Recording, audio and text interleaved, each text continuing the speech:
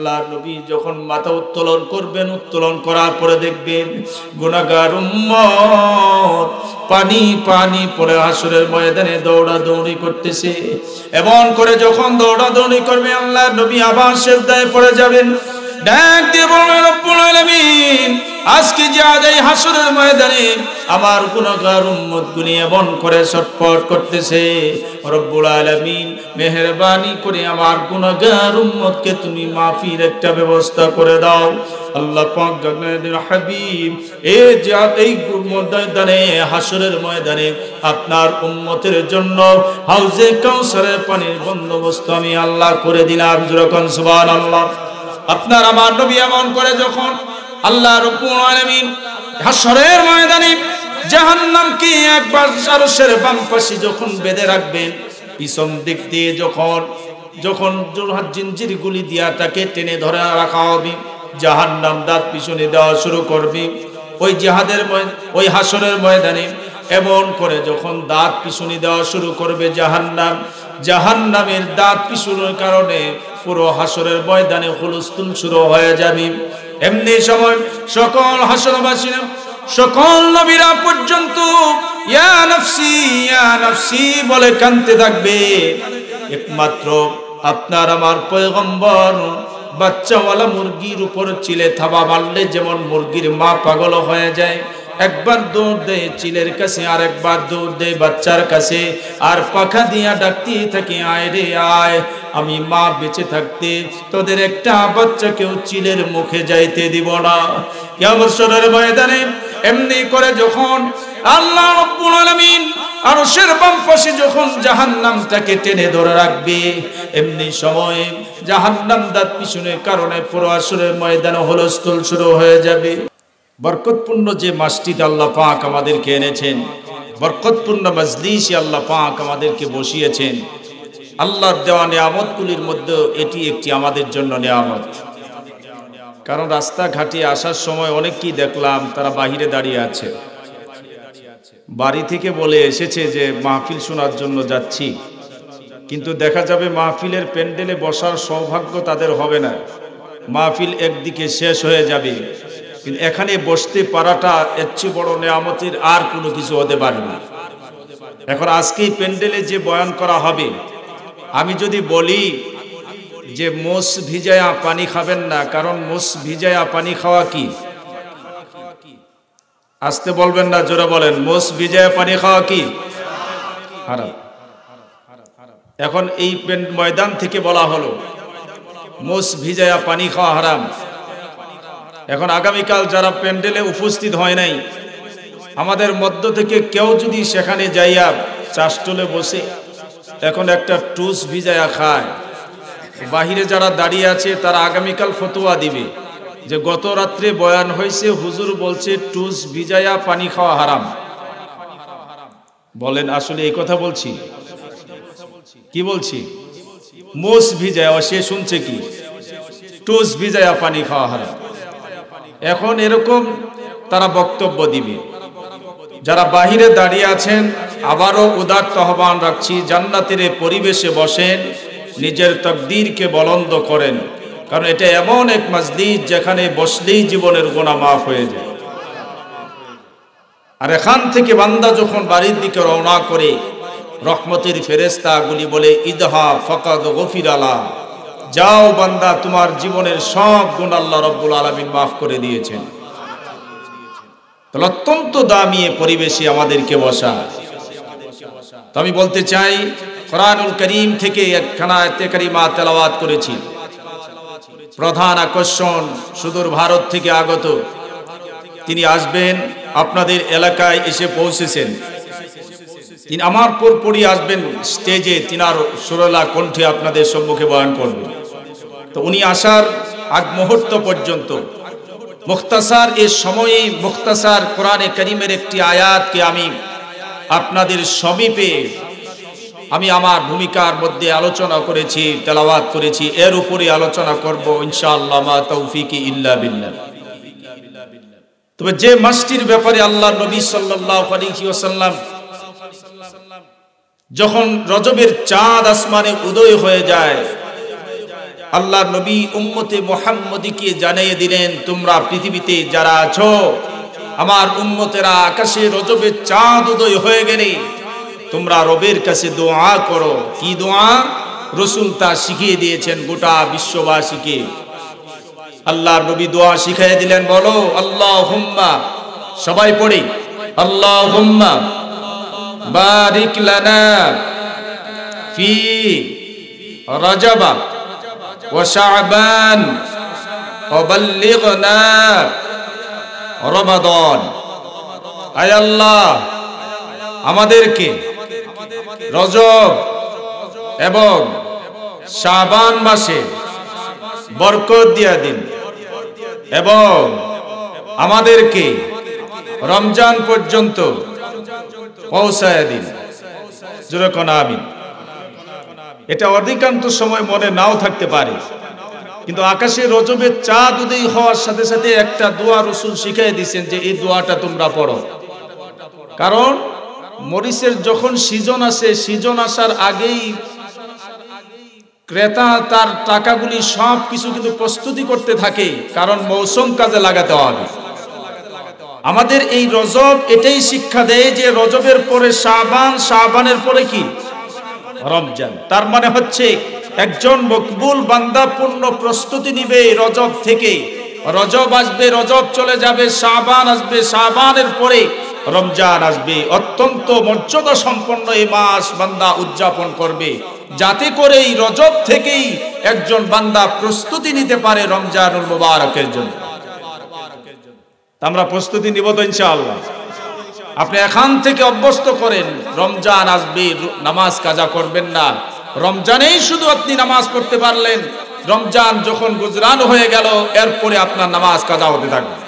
কিন্তু আপনি রজব, শাবান এই মাসগুলিতে যদি আপনি ইবাদতের যদি জজবাত মজার সাথে যদি আপনি নামাজ আদায় করেন, তাহলে রমজানকে হক পর তুর হক পর আপনি সুন্দর করে রমজান উদযাপন করতে পারবেন। এটা উম্মতে মুহাম্মদীর জন্য। এটাই শুধু নয় যে রজব 26 দিবাগত এই রজনীতে আল্লাহ নবী সাল্লাল্লাহু আলাইহি ওয়াসাল্লাম উম্মে হানির ঘর থেকে আল আরশের বাড়ি পর্যন্ত তিনি পৌঁছে গেছেন। কোন মাসে? কোন মাসে? রজব মাসে। 26 রজব, 26 রজব দিবাগত রাত্রি অর্থাৎ 27 রজব। 26 দিন যায়, আরবি মাসের আগে রাত আসে, তারপর দিন আসে, অর্থাৎ 26 দিবাগত রাত্রি 27 রজবে আল্লাহ নবী সাল্লাল্লাহু আলাইহি ওয়াসাল্লাম উম্মে হানির ঘর থেকে আরশের বাড়ি পর্যন্ত তিনি আল্লাহর বাড়িতে তিনি মেহমান হয়ে গেছেন। তাফসীরের কিতাবের মধ্যে এসেছে আল্লাহ নবী সাল্লাল্লাহু আলাইহি ওয়াসাল্লাম বর্ণনা করেন, এক এক উম্মতকে এক এক ভাবে আল্লাহ রাব্বুল আলামিন এক এক মুজিজা দিয়ে আল্লাহ ধন্য করে দিয়েছেন।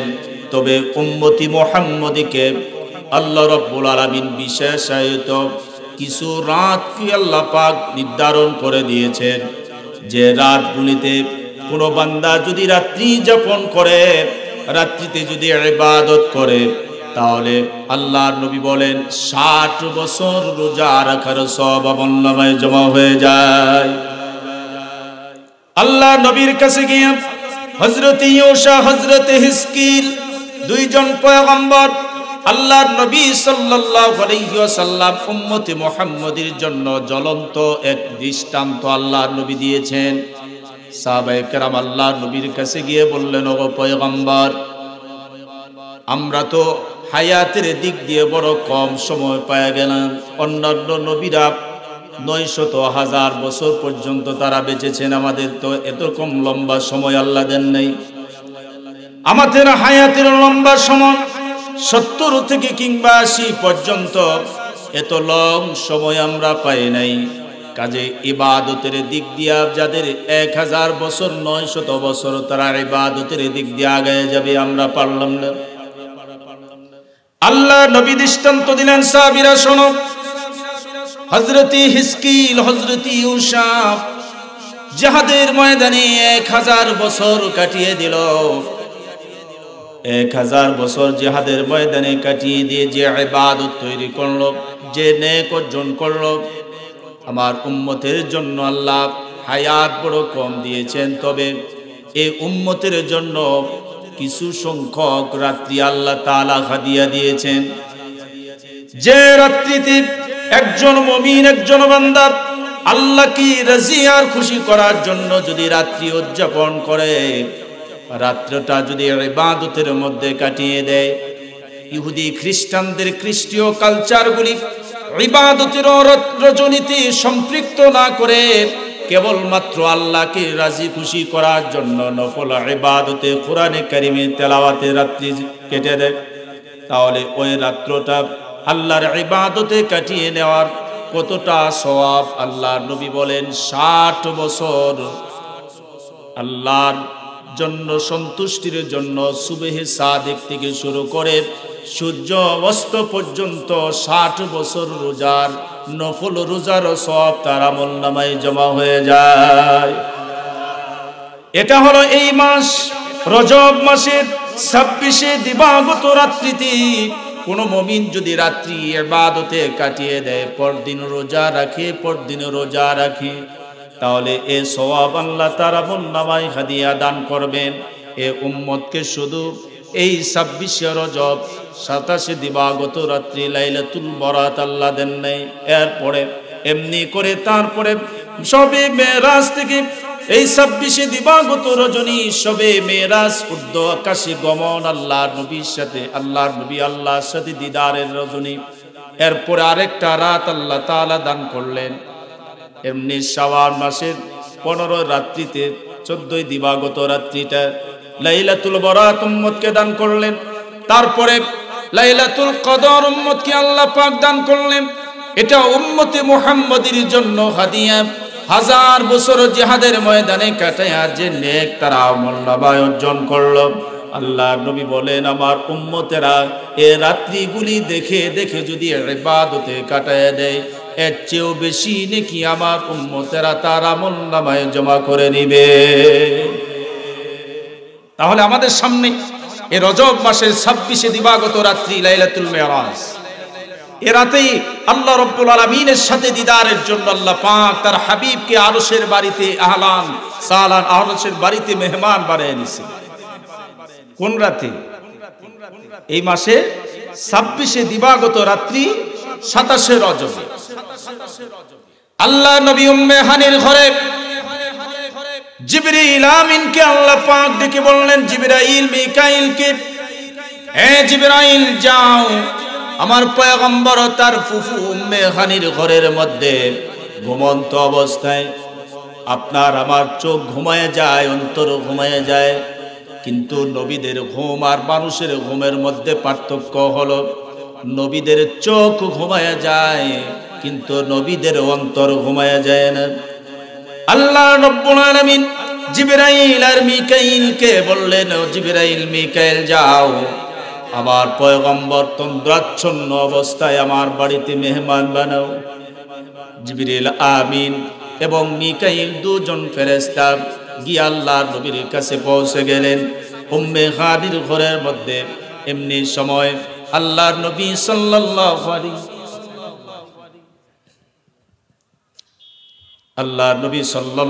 আলাইহি ওয়াসাল্লাম ঘুমন্ত অবস্থায়। এমনি সময় জিবরাইল মিকাইল আল্লাহর নবীকে কেমন করে জাগাবেন?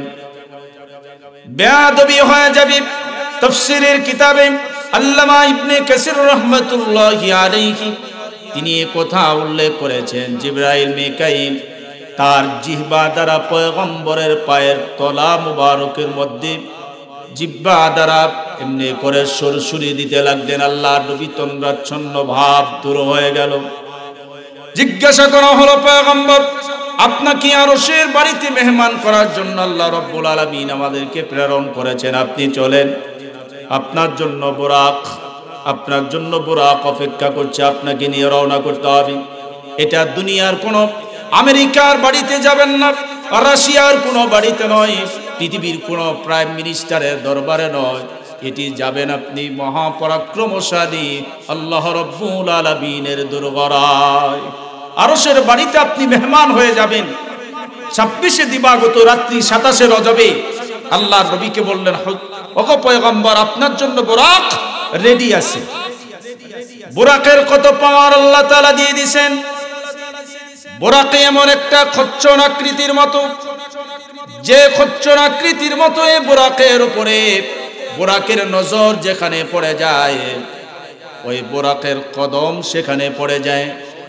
এতটা বিজলির গতির চেয়েও এতটা দ্রুত গতির যানবাহন আল্লাহ তাআলা পয়গম্বরের জন্য নির্ধারণ করে দিলেন। কিন্তু আল্লাহর নবী যখন বুরাকের উপর আরোহণ করবেন, এমন সময় আল্লাহর নবী ইতস্ততা তিনি প্রকাশ করতেছেন। এমনি সময় আল্লাহ পাক ডেকে বললেন, হাবিবুল্লাহ, আপনি বুরাকের উপর আরোহণ করে আমার বাড়ির জন্য আপনি মেহমান হয়ে যাবেন। আমার বাড়িতে আসার জন্য আপনার তো খুশি হওয়ার কথা, কিন্তু আপনি কেন এই বুরাকের উপর আরোহণ করতে আপনি তর্স করছেন? পয়গম্বর জানতে পারি, আল্লাহ জানেন, তারপরও ইলহাম করলেন, ওগো পয়গম্বর, আমার বাড়িতে আপনি মেহমান হবেন, কিন্তু বুরাকে আরোহণ করতে কেন আপনি তস্ত করছেন? এমনি সময় আল্লাহ নবী ডেকে বললেন, আয় আল্লাহ, এই বুরাকের উপর আরোহণ করে আপনার বাড়ি পর্যন্ত আমি চলে যাব। আমি বুরাকের উপর আরোহণ করব, জানি না আমার উম্মতের জন্য এমন একটা বুরাকে জান্নাতে যাওয়ার জন্য বাজেট হয়ে যাবে কিনা। উম্মতের দরদে, উম্মতের মায়ে আমি এই বুরাকের উপর আরোহণ করি না। আল্লাহ নবী ওই সময় হাসানের কথা বললেন না, তার বংশের কোনো মানুষের কথা বললেন না। আল্লাহর নবী পরন্ত খুশির সময়ও আল্লাহর নবী এই বুরাকে আরোহণ করতে তার উম্মতকে ভুলে গেলেন না। আল্লাহর নবী বললেন, আল্লাহ রাব্বুল আলামিনকে কিয়ামতের ময়দানে আমার একজন উম্মতের জন্য এক একটা বুরাক পাঠিয়ে আল্লাহ কি জান্নাতের ঠিকানায় আমার উম্মতদের জন্য করে দিবেন। এমন ভয় যদি আল্লাহ পাক আমার জন্য করে থাকেন, তাহলেই মাত্র আমি পয়গম্বর বুরাকে আরোহণ করে বাইতুল মুকাদ্দাস থেকে শুরু করে সপ্ত আকাশ ভেদ করে সিদরাতুল মুনতাহা হয়ে আল্লাহর আরশের বাড়ি পর্যন্ত যেতে রাজি। আল্লাহ পাক জানায় দিলেন, হাবিবুল্লাহ, আপনার জন্য জমিন বানাইলাম, আপনার জন্য চন্দ্র বানালাম, সূর্য বানালাম। আল্লামা ডক্টর ইকবাল আল্লাহ নবীর এই কথাটা কি সুন্দর করে বোঝানোর জন্য হাদিসে কুদসির ভাষ্যটাকে আল্লাহ নবী সাল্লাল্লাহু আলাইহি ওয়াসাল্লামের ব্যাপারে আল্লাহ পাক বলছেন, লাউলা কালামা খালাকতুল আফলাক। এই হাদিসে কুদসির এই ইবারত কি আল্লামা ডক্টর ইকবাল সুন্দর করে এটা পঙ্গক্তি রচনা করেছেন। এই জন্য সে জায়গায় বলেছেন, মুহাম্মদ কো अगर पैदा न करते जमीनों आसमां पैदा न करते जमीनों आसमां पैदा न करते। ज़रूर अल्लाहु अकबर। যদি মুহাম্মদ সাল্লাল্লাহু আলাইহি ওয়াসাল্লাম রে না বানাইতাম, তাহলে আমি আসমান বানাইতাম না, জমিন বানাইতাম না, চন্দ্র বানাইতাম না, সূর্য বানাইতাম না, গ্রহ নক্ষত্র কোনো কিছু আমি আল্লাহ বানাইতাম না। আল্লাহ পাক জানিয়ে দিলেন, হাবিবুল্লাহ, আপনার জন্য তো সব কিছু আমি আল্লাহ বানাইছি। আপনার দোয়া 100% মঞ্জুর হয়ে যাবে পয়গম্বর, চিন্তার কোনো কারণ নাই। কিয়ামতের ময়দানে আপনার সুপারিশ, বিনা সুপারিশে আপনার একটা গুনাহগার উম্মতকেও জাহান্নামে পাঠিয়ে দিব না। আপনার সুপারিশে আপনাকে সুপারিশ করা পারমিশন দেওয়া হবে, আপনি সুপারিশ করবেন। ফাসফা লিমান শিতা, যাকে খুশি সুপারিশ করে আপনি জান্নাতে পৌঁছে দিবেন। হাবিব, তারপরও আপনি আমার বাড়িতে মেহমান, কাজে আপনি ইতস্তবোধ করবেন না। জিবরিল আমিন আল্লাহ নবীকে বললেন, এমনি করে করে আল্লাহ নবী বুরাকের উপর আরোহণ করে বাইতুল মুকাদ্দাস চলে গেলেন। বাইতুল মুকাদ্দাসে সেখানে 1.25 লক্ষ নবী পয়গম্বরের ইমামতিতে তিনি নামাজ আদায় করলেন। সেখানে ইমামতি করার সাহস কেউ পেল না। আল্লাহ পাক উম্মাহানের ঘর থেকে সৈয়দুল আম্বিয়ার ইজ্জত আর সম্মানকে আল্লাহ পাক স্তরে স্তরে সপ্ত আকাশ, পঞ্চম আকাশ, প্রথম আকাশ থেকে সপ্ত আকাশ পর্যন্ত সকল নবীদের সাথে পরিচয় করায় দিলেন। অনেক লম্বা ঘটনা বলার সময় আমার নাই, শুধু মূল পয়েন্টগুলি বলার জন্য আমি এই কথায় তুলে এনেছি। আল্লাহ নবী সাল্লাল্লাহু আলাইহি ওয়াসাল্লাম যখন এমনি করে 100 লক্ষ নবী, যখন 1,25,000 নবী ও রাসূল সেখানে দাঁড়ানো, সেখানে কে ইমামতি করবে? ইমামের জায়গাটা বড় শূন্য। আল্লাহর নবীকে জিবরিল আমিন হাতখানা ধরে আল্লাহর নবীর হাত মুবারক ধরে ইমামের স্থানে দাঁড় করায় দিলেন। নবী ওরা আপনি আজকের ইমাম। আল্লাহর নবীর ইমামতিতে নামাজ আদায় হয়ে গেল। আল্লাহর নবী প্রথম আসমানে জিবরিল নিয়ে গেলেন, প্রথম দ্বিতীয় আসমান, চতুর্থ আসমান, পঞ্চম ষষ্ঠ সপ্তম আকাশ পর্যন্ত তিনি পাড়ি দিয়ে নিয়ে গেলেন। এরপর আল্লাহ রব্বুল আলামিন রফ পাঠিয়ে দিলেন। হাবিবুল্লাহ, আপনার জন্য বুরাক পাঠিয়ে দিয়েছিলাম, এখন আপনার জন্য আপনি ওই যানবাহনে করে আমার বাড়ি পর্যন্ত আসবেন, আপনি ক্লান্ত হয়ে যেতে পারেন। এই জন্য বুরাকটাকে আপনার জন্য সেটা বাতিল করে দিয়ে আপনার জন্য আরো দ্রুত গতির যানবাহন রফ আপনার জন্য নির্ধারণ করে দিলেন। জিবরিল আমিনকে সঙ্গে করে নিয়ে আল্লাহর নবী যখন সিদরাতুল মুনতাহা পর্যন্ত চলে গেলেন, এই মুহূর্তে ইলহাম হলো আল্লাহর নবীকে দেখে জিবরিল আমিন পিছন পার্শ্ব রওনা করলেন, বললেন, পয়গম্বর আপনি এমন বাড়ি পর্যন্ত এসেছেন, এমন জায়গা পর্যন্ত এসেছেন, আমি এই এক চুল পরিমাণ সামনের দিকে এগোতে পারবো না, কারণ যদি আগায় যায় তাহলে আমার 600 নূরের ডানা পুড়ে ছাই হয়ে যাবে। আপনি এখানে থাকবেন, আপনি আপনার পাওয়ার আল্লাহ তাআলা আপনাকে দান করেছেন, কাজে আপনি সামনেপনে এগোতে পারবেন, আমি পারব না। আগার অক্ষর মোয়ে বারতর পরম ফরুগে তাজাল্লি বসুজদ পরম ফরুগে তাজাল্লি বসুজদ পরম। ওগো পয়গম্বর, যদি আমি সামনের দিকে এক চুল পরিমাণ আগায় যাই, আল্লাহর নূরের তাজাল্লিতে আমার 600 নূরের ডানা পুড়ে ছাই হয়ে যাবে। নবী ও আমি পারব না। আল্লাহ রাব্বুল আলামিন যখন জিবরাইল আল্লাহর নবীকে রেখে যখন তিনি চলে আসতেছিলেন, জান্নাত জাহান্নাম সবকিছু পয়গম্বরকে আল্লাহ রাব্বুল আলামিনের পয়গম্বরকে দেখালেন। জিবরিল আমিন যখন চলে যায়, আল্লাহর নবী তার হাত পায়ের মধ্যে জুতাখানা নিয়ে জুতা খুলে যখন তিনি আরশের বাড়ির দিকে রওনা করলেন, আল্লাহ পাক বললেন, হাবিবুল্লাহ আপনি জুতা খুলবেন না, কারণ আপনার জুতার তলা দিয়ে আমি আরশের বাড়িকে মর্যাদাবান্বিত করতে চাই। অথচ হযরত মূসা কালিমুল্লাহ যখন তুর পাহাড়ে যায়, আল্লাহ পাক যখন কিতাব দিবেন তাওরাত, এই তাওরাত কিতাব দেওয়ার জন্য তুর পর্বতে যখন চলে গেল, এমনি সময় আল্লাহ পাক বললেন, ফাখলা নালাইক, ও পয়গম্বর আপনার জুতা খুলে তুর পাহাড়ে যান। জুতা খুলে তুর পাহাড়ে যাবেন। আরশের বাড়ি পর্যন্ত পয়গম্বরকে আল্লাহ মেহমান বানায় নিলেন। পয়গম্বর জুতা খুলতে চায়, কারণ হযরতে মূসা পয়গম্বরকে জুতা খোলার নির্দেশ হয়েছে, কাজী আরশের বাড়ি পর্যন্ত আমি জুতা পরিধান করে আল্লাহর সাথে মোলাকাত করতে পারবো না। এই জন্য নিজ থেকে পয়গম্বর জুতা খুলতেছিলেন। আল্লাহ পাক জানাই দিলেন, হাবিব আপনি কত আবার মহব্বতের পয়গম্বর জানেন না, আপনার পায়ের জুতার তলা দিয়ে আরশের বাড়িকে মর্যাদাবান্বিত করব, আর মূসা পয়গম্বরের পায়ের তলা দিয়ে আমি তুর পাহাড়কে মর্যাদাবান্বিত করেছি। আজকে আরশকে আমি মর্যাদাবান্বিত করতে চাই আপনার পায়ের ধুলা দিয়া। হাবিব আপনি আমার বাড়িতে মেহমান। এই জন্য রাসূল বলছেন, আল্লাহুম্মা বারিক লানা ফি রজব ওয়া শাবান ওয়া বাল্লিগনা রমাদান। কত বরকতপূর্ণ এই মাস। আল্লাহ নবী যখন আরশের বাড়ি পর্যন্ত চলে গেলেন, আপনারা ইতিহাস তো ভালো করে জানেন, অনেক লম্বা চওড়া ইতিহাস। আল্লাহ নবীর কত ইজ্জত আর কত সম্মান আল্লাহ রাব্বুল আলামিন বাড়িয়ে দিয়েছেন। কেমন নবী আমরা পেয়েছি, যে নবীর উম্মত হওয়ার জন্য অন্যান্য নবীরা পর্যন্ত আরশের মালিকের কাছে দরখাস্ত করেছে, আল্লাহ যদি আমাকে এই জাতির জন্য নবী না বানায়া যদি মুহাম্মাদুর রাসূলুল্লাহ সাল্লাল্লাহু আলাইহি ওয়াসাল্লামের উম্মত করে দুনিয়াতে পাঠাইতা, তাহলে আমাদের কপাল কত ভালো ছিল, আমাদের তকদিরটা ভালো ছিল। কেন আমাকে নবী করে দুনিয়ার জমিনে পাঠিয়ে দিল? আল্লাহ নবী সাল্লাল্লাহু আলাইহি সাল্লাম যখন তিনি আল্লাহ রাব্বুল আলামিনের সাথে মোলাকাত করলেন, বিভিন্ন বর্ণনার মধ্যে এসেছে আল্লাহ এবং পয়গম্বরের মাঝে এক ধনুকের ব্যবধান ছিল।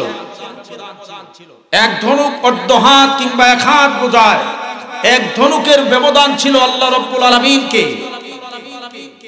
আল্লাহর সাথে কথোপকথন করেছেন। আল্লাহ পাক জিজ্ঞাসা করলেন, হাবিব আপনি তো আমার বাড়ির মেহমান, আপনি আমার বাড়ির জন্য কি নিয়ে আসছেন?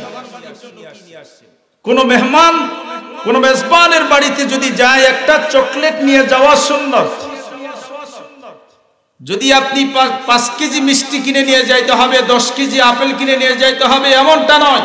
আপনি আপনার সামর্থ্য থেকে আপনি মেহমান হয়ে মেজবানের বাড়িতে যাবেন, আপনি 1 টাকার চকলেট কিনেও নিয়ে যেতে পারেন, কারণ 1 টাকার চকলেটটাও সেটা সুন্নতিয়াত তবকার মধ্যে পড়ে যাবে।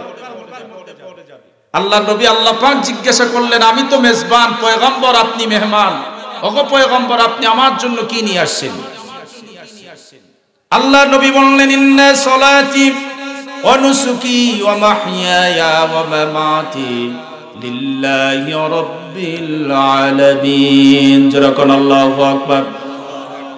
আল্লাহ নবী বললেন, আমার নিশ্চয় আমার নামাজ, আমার যাকাত, আমার কুরবানি, আমার হায়াত, আমার মওত, আমার জীবন, আমার মরণ, যা কিছু আছে সব কিছুকে আমি আপনার কদমে আমি সমর্পণ করে দিলাম।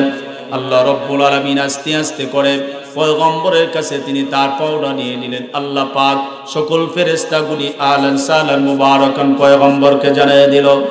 আল্লাহ পাক বললেন, হাবিব আপনি কি আমার এই বাড়ি পর্যন্ত নিয়ে আসার কারণ হলো পয়গম্বর আপনার উম্মতের জন্য এমন কিছু একটা কাজ, এমন একটা ইবাদতের বাজেট করতে চায়। কোন উম্মত যদি সুন্দর করে সহি শুদ্ধতার সাথে যদি এই ইবাদতটা কোনো বান্দা করে, তাহলে ওই ইবাদতের বদৌলতে কিয়ামতের ময়দানে নাজাতের জরিয়া তার জন্য ইবাদত হয়ে যাবে। এমন একটা ইবাদত আপনার উপরে আরোপ করতে চাই। কি ইবাদত? আল্লাহ পাক 50 ওয়াক্ত ইবাদত নামাজকে আল্লাহ পাক বাজেট করে দিলেন। 50 ওয়াক্ত নামাজ, 50 ওয়াক্ত নামাজ বাজেট হয়ে যাওয়ার পরে হাবিবুল্লাহ যখন 50 ওয়াক্ত নামাজ নিয়ে যায়, প্রতিমধ্যে হযরত মূসা আলাইহিস সালাতু ওয়াস সালামের সাথে মুলাকাত হয়ে গেল। মুসা পয়গম্বর জিজ্ঞাসা করলেন, পয়গম্বর সাইয়েদনা আল্লাহ পাক আল্লাহর বাড়ি পর্যন্ত আপনি মেহমান হইলেন, আল্লাহ আপনাকে উম্মতের জন্য কি দিলেন?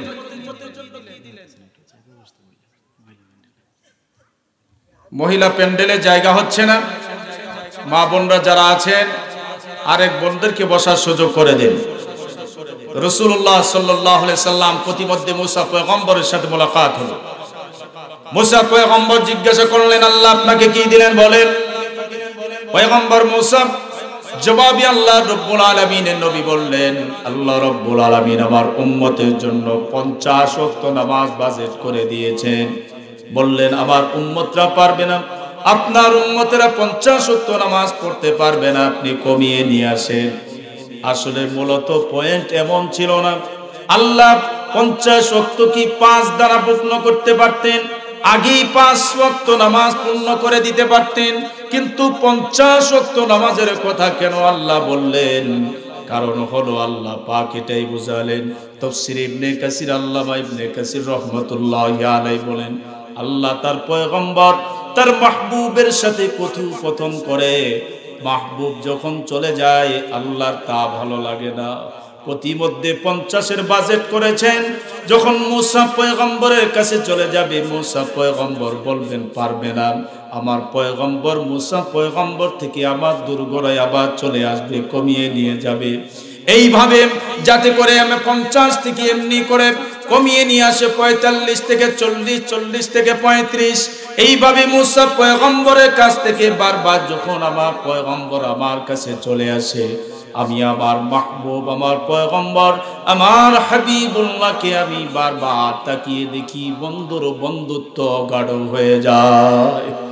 বন্ধুর বন্ধুত্ব গাঢ় করার জন্য আল্লাহ তো চাইলে আগেই তো 5 ওয়াক্ত নামাজের কথা বলতে পারতেন, কিন্তু কেন করলেন? মুফাসসিরিন বলেন যে মাহবুব বান্দার সাথে আল্লাহর সাথে পয়গম্বরের যে দোস্তি ভাব, যদি একবারেই যদি 5 ওয়াক্ত বলে রাসূল নিয়ে যাবেন আর দেখবেন, এজন্য একই মজলিসে বারবার রাসূল আমার কাছে ফিরে আসবেন, আবার তার সাথে আমার কথোপকথন হবে।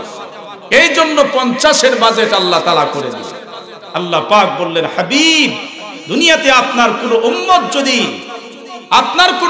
যদি 5 ওয়াক্ত নামাজটাকে সহি তরিকায় আদায় করে 50 ওয়াক্ত নামাজ পড়লে যে সওয়াব হয়, ওই পরিমাণ সওয়াব আমি আল্লাহ তার আমলনামায় দান করে দিই। শুধু তাই নয়, 50 ওয়াক্ত নামাজের বিনিময়ে 5 ওয়াক্ত নামাজ পড়লে এমনি করে সে বান্দাটা 50 ওয়াক্ত নামাজের সওয়াব পেয়ে যাবে। আল্লাহ নবী সাল্লাল্লাহু রাসূলের জিবরিলের কথাটাকেই বর্ণনা করছেন। জিবরিল আমিন 41 বছরে 2 রাকাত নামাজ আদায় করলেন। 41 বছর, 1 রাকাত 20 বছর, আরেক রাকাত 21 বছর। কয় বছর? 41 বছরে 2 রাকাত নামাজ আদায় করে আল্লাহ পাককে ডেকে বললেন, আয় আল্লাহ, 41 বছরে 2 রাকাত নামাজ আদায় করলাম, কেমন লাগলো? আল্লাহ জিবরাইলকে জানায় দেন, জিবরাইল রে, তোমার 41 বছরের নামাজে যতটা আমি আল্লাহ খুশি হয়ে গেছি, এর চেয়েও বেশি খুশি হয়ে যাব আমার মুহাম্মদুর রাসূলুল্লাহ, আমার হাবিবুল্লাহর উম্মতেরা যদি 2 মিনিটের নামাজে দাঁড়ায় যায়, তোমার 41 বছরের নামাজের চেয়ে আমার হাবিবুল্লাহর উম্মতের বান্দার প্রতি নামাজে আমি বেশি খুশি হয়ে যাই। 2 মিনিটের নামাজে দাঁড়িয়ে যাবে, সহি তরিকায় আদায় করবে, জিবরিল আমিনের 41 বছরের নামাজের চেয়েও বেশি মর্যাদা রাখে। এই জন্য আল্লাহ রাব্বুল আলামিন সুন্দর করে জানিয়ে দিলেন, আমার হাবিবের উম্মতেরা শোনো, তোমাদের জন্য 5 ওয়াক্ত নামাজ তোমাদের জন্য বাজেট করা হয়েছে। তোমরা এই নামাজগুলি সুন্দর করে আদায় করো, তাহলে আমি আল্লাহ রাব্বুল আলামিন তোমাদের ইহলৌকিক পরলৌকিক কল্যাণ আমি আল্লাহ তোমাদের দান করে দেব। যদি নামাজ আদায় না করো, যে জিনিসের যত লাভ সেই জিনিসের তত ক্ষতি।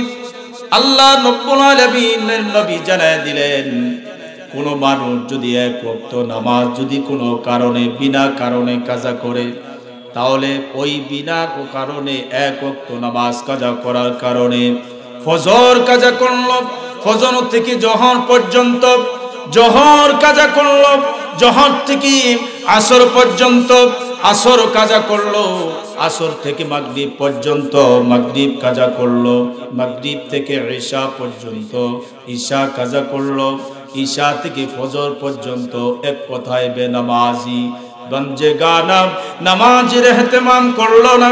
ফজর কোন দিক দিয়া চলে যায় ভাবলো না, জোহর কোন দিক দিয়া চলে যায় ভাবলো না। এই বান্দা দুনিয়ার প্রেম আর ভালোবাসায় তার সময় কাটায় দিল। কবরের জমিনে এই বেনামাজিকে যখন মদফুন করা হবে, আল্লাহ নবী বলেন, ওই বেনামাজির কবরের মধ্যে 1টা নয় 2টা নয় 99টা সাপ ওই বেনামাজির কবরে নিযুক্ত করা হবে। আল্লাহ নবী বড় হাফ নিঃশ্বাস ছেড়ে ওই বেনামাজির জন্য বলছেন, হে দুনিয়ার বেনামাজিরা শোনো, বেনামাজির কবরের মধ্যে এমন সাপের নির্দেশনা আসবে, সাপ আসবে, এই সাপগুলির এত পাওয়ার হবে যে সাপ যদি দুনিয়ার জমিনে একবার সুবল দিয়া দিত, তাহলে এই পৃথিবীর জমিনে কোনোদিন তরুলতা জন্মাতো না, এই পৃথিবীর জমিনে কোনোদিন ঘাট জন্মাতো না। বড় বড় 2টি চোখ হবে, এক একটা সূর্য যেমন সূর্যের মতো 2টি চোখ ওই সাপেরও হবে, আর সাপের গায়ের মধ্যে নখগুলি হবে বড় বড়। আল্লাহ নবী বলেন, ওই বিষধর সাপ যখন ওই বেনামাজির কবরের মধ্যে একটা সুবল দিবে, সুবল দেওয়ার সাথে সাথে ওই বেনামাজি 70 গজ মাটির নিচে ঢুকে যাবে, 70 গজ মাটির নিচে ঢুকে যাবে। 1 ওয়াক্ত নামাজ কাজা করছে, বেনামাজির কবরে একটা সাপ একটা সুবলে 70 গজ নিচে চলে যাবে।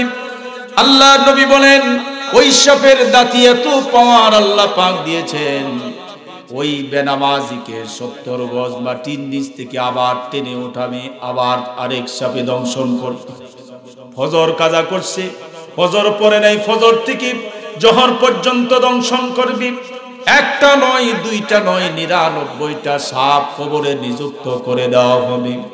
এরকম করে জোহর পরে নাই, জোহর থেকে আসর পর্যন্ত, আসর পরে নাই, আসর থেকে মাগরিব পর্যন্ত, মাগরিব পরে নাই, মাগরিব থেকে ঈশা পর্যন্ত, ঈশা পরে নাই, ঈশা থেকে ফজর পর্যন্ত, অর্থাৎ 24টা ঘন্টায় 99টা সাপ ওই বেনামাজির কবরের মধ্যে দংশন করতে থাকবে রে ভাই।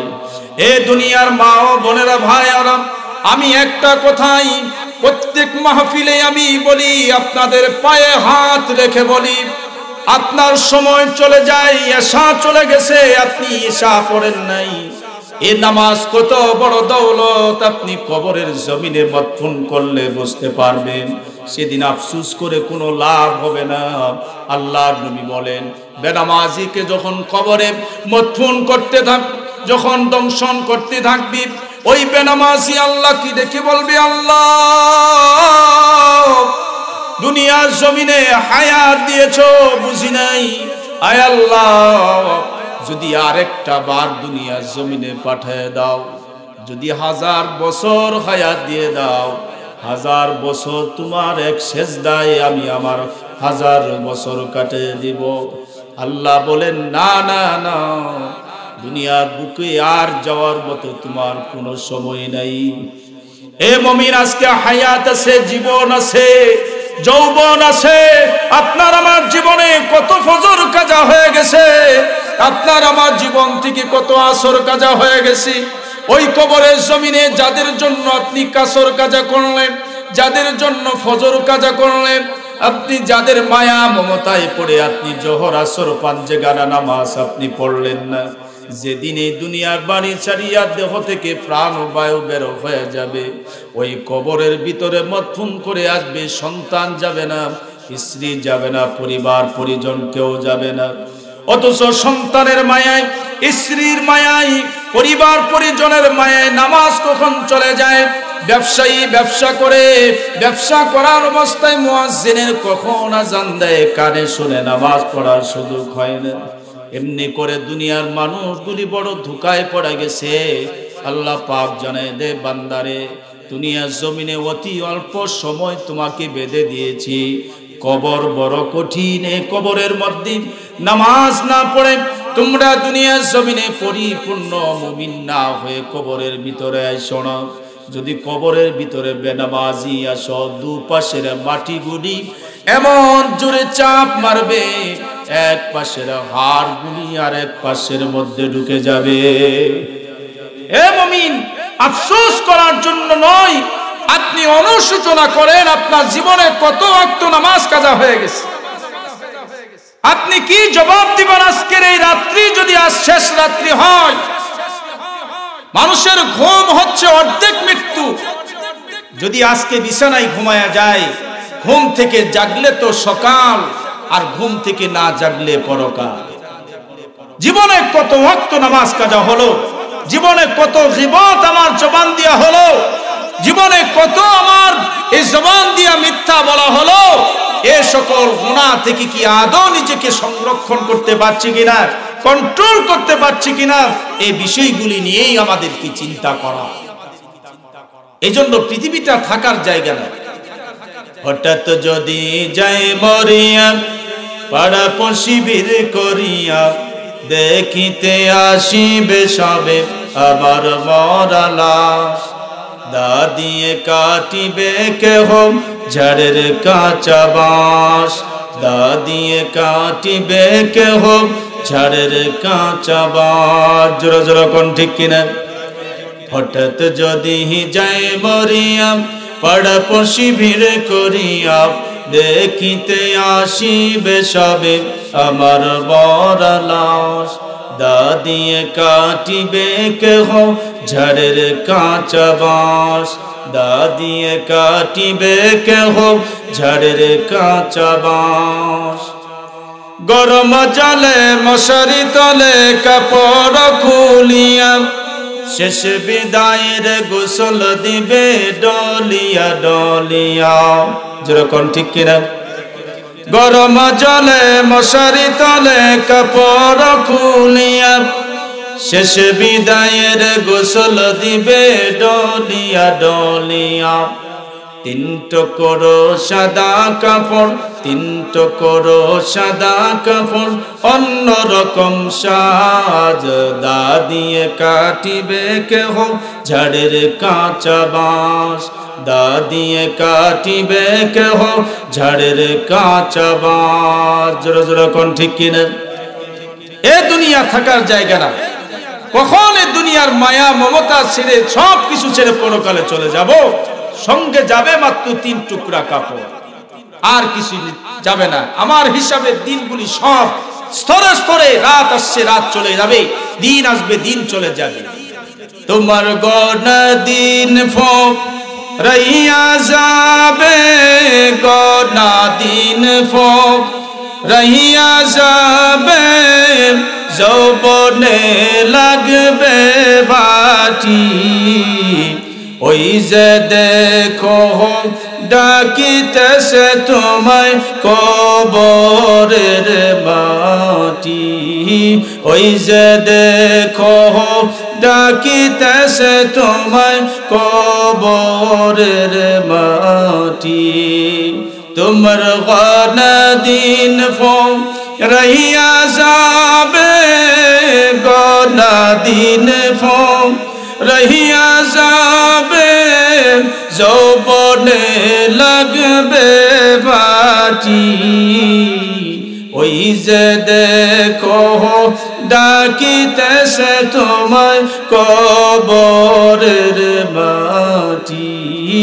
ওই যে দেখো ডাকিতেছে তোমায় কবরের মাটি। সন্ধ্যার আগে যেদিন ডুবিবে বেলা,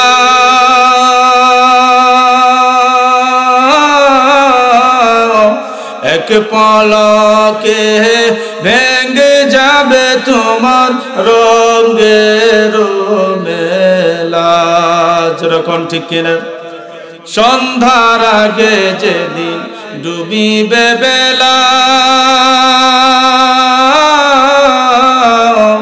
এক পলকে ভেঙে যাবে তোমার রঙের মেলা।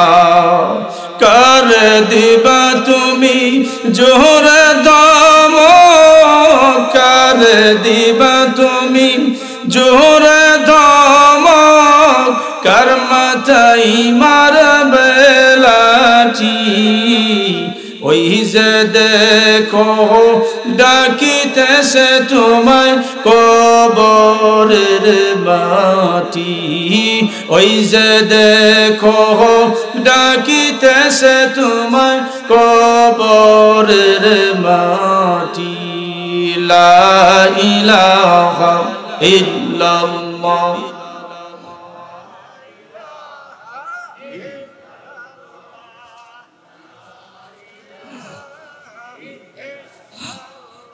লা ইলাহা ইল্লাল্লাহ।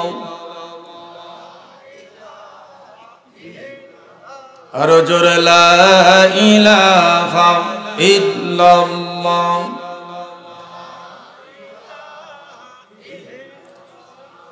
বিল্লাল খেলে প্রেমের খেলা, উমাইয়া দিল কত জ্বালা।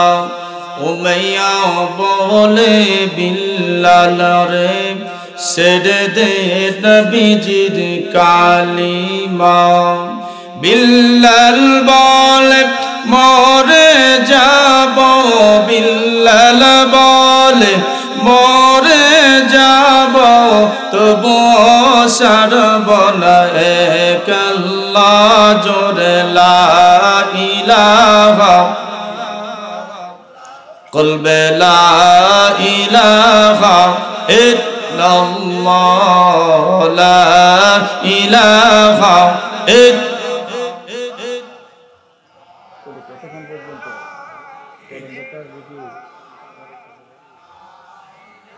সময় নির্ধারণ করে দেওয়া হয়েছে 10:30 পর্যন্ত। চালাও।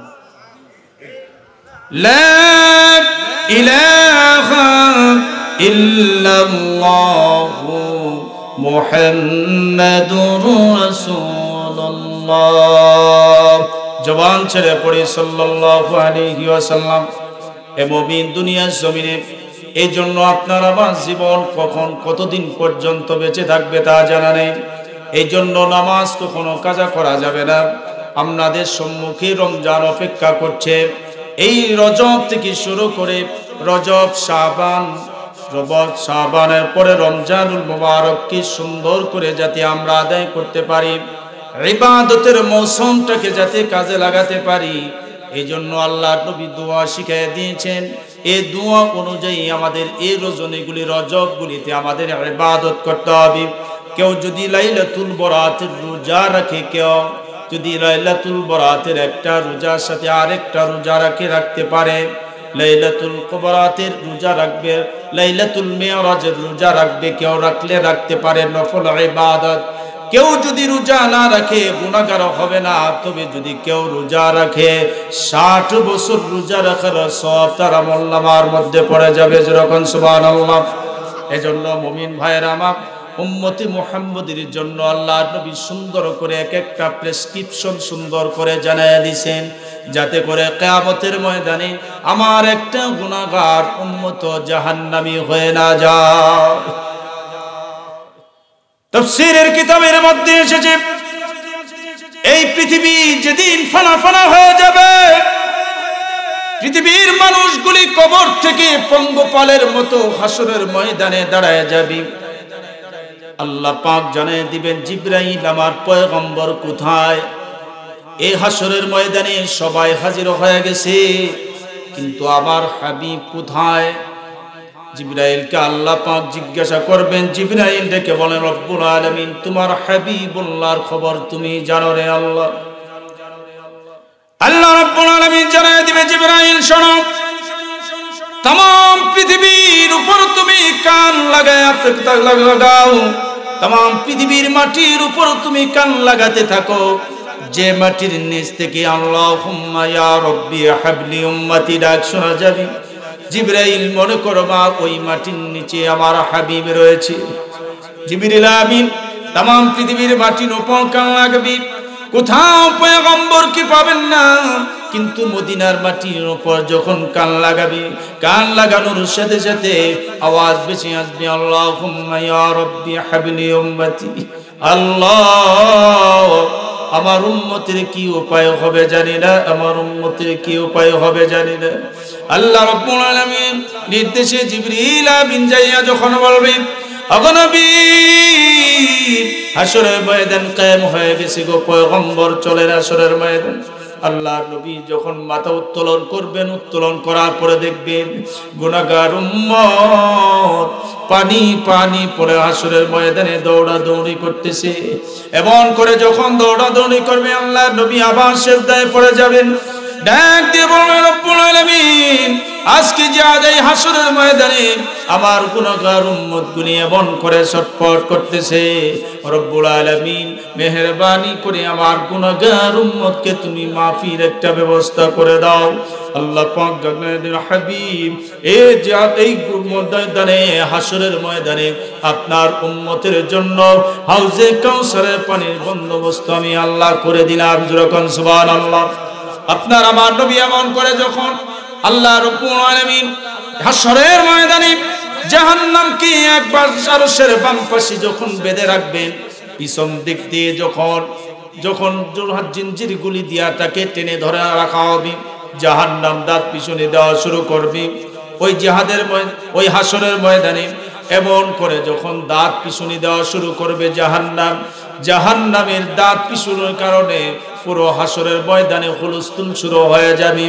এমনি সময় সকল হাসরবাসীরা, সকল নবীরা পর্যন্ত ইয়া নাফসি ইয়া নাফসি বলে কাঁদতে থাকবে। একমাত্র আপনার আমার পয়গম্বর বাচ্চাওয়ালা মুরগির উপর চিলে থাবা মারলে যেমন মুরগির মা পাগল হয়ে যায়, একবার দৌড় দেয় চিলের কাছে, আর একবার দৌড় দেয় বাচ্চার কাছে, আর পাখা দিয়া ডাকতে থাকে আয় রে আয়, আমি মা বেঁচে থাকতে তোদের একটা বাচ্চাকেও চিলের মুখে যাইতে দিব না। কিয়ামত শুরের ময়দানে এমনি করে যখন আল্লাহ রাব্বুল আলামিন আরশের বাম পাশে যখন জাহান্নামটাকে টেনে ধরে রাখবে, এমনি সময়ে জাহান্নাম দাঁত পিছনের কারণে পুরো আসরের ময়দানে হুলস্থুল শুরু হয়ে যাবে। সকল নবীরা